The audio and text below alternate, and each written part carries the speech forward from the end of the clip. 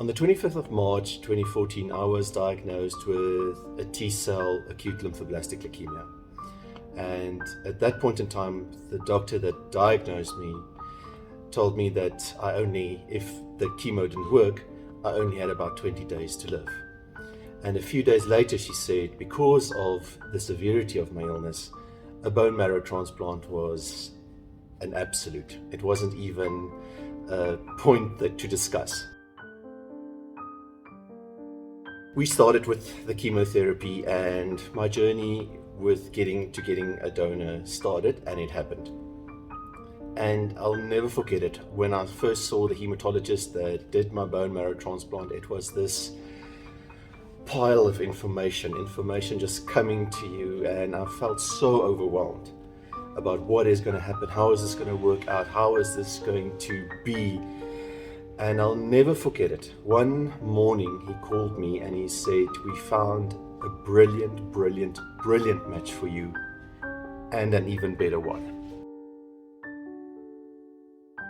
I cannot tell you the relief, the joy, just everything that goes through you knowing that you've got a match and then even a backup if that didn't work. So my donor came from Germany, and the day that I got my transplant was the 15th of October that same year.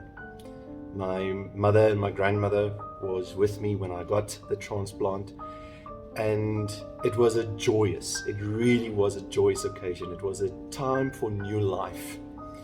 But during the transplant, I kind of noticed that my grandmother was silent. She was just sitting there and just like looking at this entire procedure.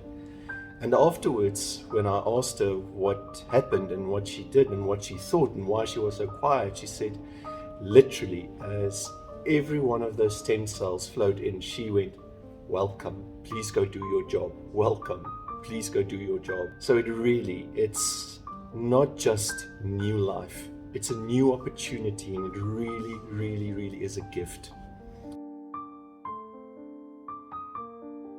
So first of all, I'd just like to thank each and every one that has put their names on the registry for their selfless acts that they are doing.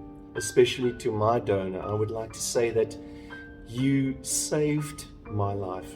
That time that you took to donate your stem cells, to do this, to put your name on the registry, literally saved someone's life.